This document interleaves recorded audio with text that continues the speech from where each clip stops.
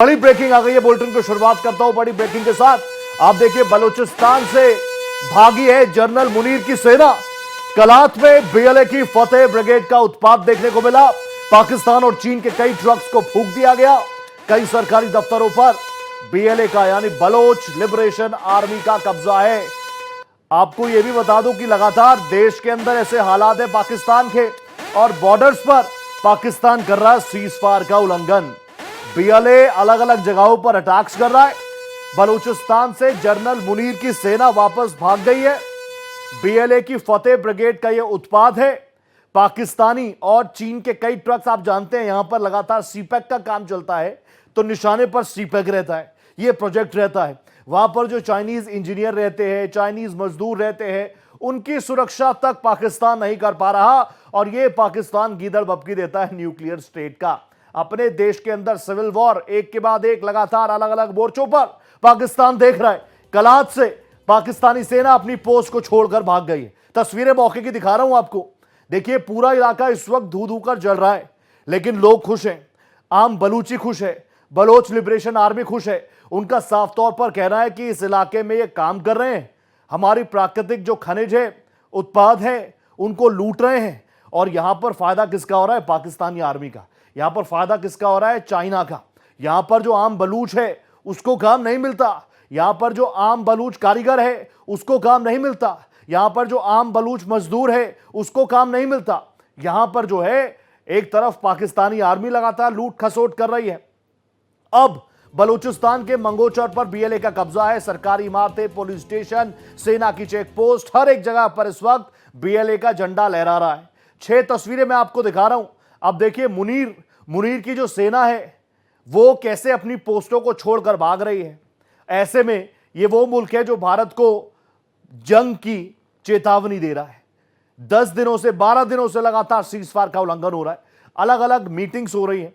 और आज तो जानकारी यह भी थी मेरे पास सबसे कुछ देर पहले तक कि प्रेसिडेंट ने, जरदारी साहब ने आज इमरजेंसी सत्र बुलाया है, सेशन बुलाया है, और उसमें पाकिस्तान के हालात को लेकर, क्योंकि भारत इस बार कुछ सुनने को तैयार नहीं है। भारत इस बार आपको माफ करने के मूड में नहीं है, और हो भी नहीं सकता, क्योंकि पूरा देश ये कह रहा है कि अब करारा प्रहार होना चाहिए। ये 6 तस्वीरें आपके सामने हैं अलग अलग जगहों पर। तो पाकिस्तान जो है वो लगातार हाहाकार वाली स्थिति में है, त्राहिमाम मचा हुआ है। आप देख रहे हैं, एक तरफ बलोच उनके ऊपर लगातार अटैक कर रहे हैं, तो वहीं खैबर पख्तूनवा से भी यही खबरें हैं। पख्तून कह रहे हैं कि अगर जंग जैसे हालात बनते हैं तो हम भारत के साथ हैं। कुछ ग्राफिक्स आपके सामने रख रहा हूं, वो आप देखिए। 4 दिन काफी है हमारी वीर सेना के लिए। जरूरत टैंक है, आर्टिलरीज है, एमएलआर है, और पाकिस्तान में कमी आप देखिए, गोले नहीं है, शेल्स नहीं है, रॉकेट नहीं है, पोस्ट पर सैनिक नहीं है। मुनीर की ये सेना, कायर सेना, कह रही है कि मुनीर, आप तो अपने घर वालों को यूएस यूके में शिफ्ट कर चुके हो, हमारे घर वालों का क्या? 4 दिन की हमारी हैसियत नहीं है, गोला बारूद खत्म हो चुका है। भारत अलग अलग लेवल्स पर बैलिस्टिक मिसाइलों का परीक्षण कर रहा है। आईएनएस से लगातार वो तस्वीरें मैंने आपको दिखाई, और हमारी फोर्सेस किस तरीके से तैयार हैं ये मैंने आपको दिखाई। भारत और पाकिस्तान दोनों को आप एक साथ देखेंगे ना, तो ये बात जानते हैं, ये बात पाकिस्तान भी जानता है। इसलिए तो सीधे वॉर में कभी पाकिस्तान आना चाहता नहीं। इसलिए तो आतंकवाद के मुखौटों के पीछे, आतंकियों के पीछे पाकिस्तान पैसा खर्च करता है। एक और बड़ी ब्रेकिंग है, 2 ब्रेकिंग्स एक साथ दिखा रहा हूं। पाकिस्तान ने फतेह मिसाइल का परीक्षण किया है। सतह से सतह पर मार करने वाली यह मिसाइल है। 120 किलोमीटर तक इसकी मारक क्षमता है। ठीक है, दूसरी ब्रेकिंग क्या है? पाकिस्तान को लेकर यूरोप ने बड़ा फैसला लिया है। पाक एयर स्पेस से इनकी एयरलाइंस नहीं जाएंगी। एयर फ्रांस, लुफ्थांसा एयरलाइंस का यह बड़ा फैसला है। तो एक तरफ आप देखिए, भारत के लिए एयर स्पेस बंद किया था। हालात ऐसे हैं कि कोई जाना नहीं चाहता पाकिस्तान में, क्योंकि हर कोई जानता है आतंक कहां है, आतंक की फैक्ट्रीज कहां है, वो पाकिस्तान में है। फ्रांस जानता है, आप जानते हैं फ्रांस के साथ हमारी क्या है। राफेल हो गया, बहुत सारी चीजें फ्रांस के साथ हमारी। इमैनुअल मैक्रो किस तरीके से भारत और भारतीयों को देखते हैं, ये बात बिल्कुल साफ है। दूसरी तरफ आप देखिए, लुफ्थांसा एयरलाइंस बड़ी एयरलाइंस है। लुफ्थांसा एयरलाइंस ने भी ये बड़ा फैसला किया है कि हम पाकिस्तान के एयर स्पेस को, इसी को कहते हैं स्ट्राइक्स, एक तरफ पानी रोक रहे हैं, दूसरी तरफ फाइनेंशियल स्ट्राइक हम पाकिस्तान पर कर रहे हैं, और अब एयर स्पेस भी। तो मैं कह रहा हूं ना, एक के बाद एक कई स्ट्राइक से तस्वीरें आप देख लीजिए जरा। अभी आप इन तस्वीरों को देखेंगे तो आपको सिर्फ और सिर्फ वीरान जगह नजर आएंगी। दरअसल मैं आपको बता दूं, चिनाब नदी, अलग अलग नदियों पर जो हमारे बड़े बड़े डैम्स तैयार हैं, उन डैम्स के गेट्स को बंद किया गया है। अगर आप गौर से देखेंगे ना, ये एरियल शॉट्स मैं आपको दिखा रहा हूं, थोड़ा आसमान से लिए गए शॉट्स हैं। ये जो गेट्स आप देख रहे हैं, बहुत सारे गेट्स हैं। अगर आप पूरी इन तस्वीरों को देखिए, सारे गेट्स हैं और इन सारे गेट से पानी छोड़ा जाता था इंडस वाटर ट्रीटी के तहत जो फैसला हुआ था। लेकिन अगर आप ध्यान से देखेंगे ना, तो अब कई सारे गेट्स को बंद किया गया है, कई सारे गेट्स को बंद किया जा चुका है और कुछ कुछ गेट से ही पानी जाता हुआ नजर आ रहा है। वो भी पूरी तरीके से पाकिस्तान की नस कैसे पकड़ ली है ना, इसमें भारत आगे बढ़ रहा है। बड़ी ब्रेकिंग आ चुकी है, वो आप देखिए। बलूचिस्तान से सिंध तक बगावत की आग नजर आ रही है। बलूचिस्तान कैनाल प्रोजेक्ट को लेकर सिंध में विरोध है। हजारों लोग सिंध में सड़कों पर उतर आए हैं। हाईवेज को ठप किया जा रहा है। शहबाज सरकार ने आपात बैठक बुलाई। सिंध के लोगों ने प्रोजेक्ट रद्द करने की मांग की है। तो पाकिस्तान के अंदर आप देख लीजिए, बलूचिस्तान, खैबर पख्तूनख्वा और अब सिंध। ये पाकिस्तान को लड़ने की जरूरत है नहीं। पाकिस्तान ने जो आतंकवाद पाला है, पाकिस्तान ने जो इक्के दुक्के बम, पौने पौने किलो के जो बम बनाए हैं, उससे ज्यादा घातक स्थिति उस पाकिस्तान मुल्क के अंदर अपने आप हो रही है। होगा ही ना। आपकी प्राथमिकता आपके लोग नहीं है, आपकी प्रायोरिटीज आपके अपने आम लोग नहीं है, आपकी प्रायोरिटीज आपके लोग नहीं है। आपकी प्रायोरिटीज क्या है? तो एक एक करके तमाम चीजों को हम देख रहे हैं। वॉर रूम अलर्ट में कई तस्वीरें मैं आपको दिखा रहा हूं। मेरे राइट और लेफ्ट दोनों तरफ आप देख चुके होंगे। एक तरफ आपको राफेल नजर आ रहा है जो कि भारत के पास है, एक तरफ आपको F-16 नजर आ रहा होगा जो कि भीख में मिला है पाकिस्तान को। ऑब्वियसली F-16 को काफी एडवांस माना जाता है, लेकिन हमने अपने मिग से भी F-16 को साफ तौर पर धराशायी करने का काम भी किया हुआ है। सबसे पहले राफेल के बारे में आप जान लीजिए। राफेल हमारा है, 3700 किलोमीटर की इसकी रफ्तार है, 3700 किलोमीटर। अब इसमें आप देखिए ट्विन इंजन है, 4.5 जनरेशन का ये एयरक्राफ्ट है, जेट है। दूसरी तरफ आ जाइए, आप F-16 देखेंगे तो इसको अगर आप देखेंगे तो ये 4th जनरेशन का ये एयरक्राफ्ट है। हमारा 4.5 जनरेशन। राफेल कई मायनों में F-16 से ज्यादा शानदार अभी परफॉर्म कर रहे हैं, जो F-16 अभी पाकिस्तान के पास है। देखिए, पाकिस्तान में जो F-16 मिला है या उन्हें जो चाइनीज एयरक्राफ्ट मिले हैं, वो सब भीख पे मिले हुए हैं। उसका अपना कुछ नहीं है। और जंग में जब आप जाते हैं ना, तो आप भीख पर कितनी देर लड़ सकते हैं? राफेल हमारे पास है, लगातार डील्स हम लोग कर रहे हैं। रेंज आप देखिए, 150 से 200 किलोमीटर की रेंज राफेल के पास है। F-16 पीछे है, 100 से 120 किलोमीटर। इसके अलावा जिस तरह की ट्रेनिंग हमारे पायलट्स के पास है, हमारी एयरफोर्स के पास है, उस लेवल की प्रोफेशनल एयरफोर्स पाकिस्तान के पास नहीं है। अगर आप एलीट क्लास की एयरफोर्स का जिक्र करेंगे ना, तो अगर उसकी रैंकिंग होगी ना, तो आप देखेंगे कि भारत उसमें अपना दबदबा दिखाता हुआ नजर आता है। चाहे अमेरिका हो, चाहे रूस हो, चाहे जापान हो, हर जगह आप देखेंगे तो हमारी एयरफोर्स किस तरीके से काम करती है और इस तरह की विषम परिस्थितियों में कैसे काम करती है, इसको लेकर लगातार बाहर से भी उनकी एयरफोर्स भी आती है, समझती है, जानती है, क्योंकि हम लोगों का माइंडसेट कुछ उस तरीके का है। तो मैं आपको कई तरह की चीजें लगातार अपने इस खास बुलेटिन में दिखाता ही हूं। हम हर एक चीज पर बात कर रहे हैं, हर एक एक्सपर्ट पर बात कर रहे हैं। एक तरफ डिप्लोमेटिक स्ट्राइक्स हम कर रहे हैं, तो वहीं दूसरी तरफ आप देखिए, अब क्योंकि पाकिस्तान आपने देखा होगा आए बगाए, हम न्यूक्लियर पावर है, न्यूक्लियर स्टेट है, उसके अलावा है क्या, और न्यूक्लियर भी कैसे बने थे, चोरी करके लाए थे, सब जानते हैं, बताने की जरूरत नहीं, जनता बोर हो जाएगी। तो अब परमाणु करते करते पाकिस्तान अब सदमे में जाता हुआ नजर आ रहा है। क्यों? एक तरफ टेंशन है बॉर्डर्स पर, तो वहीं दूसरी तरफ अंदर खाने सिविल वॉर किस तरीके से चल रही है। हमारी ग्राउंड पर फोर्सेस की क्या तैयारी है आप देख सकते हैं। राजस्थान के बीगड़ों में जिस तरीके से हमारी लगातार वॉर एक्सरसाइजेस चलती हैं, वो मैंने आपको दिखाया।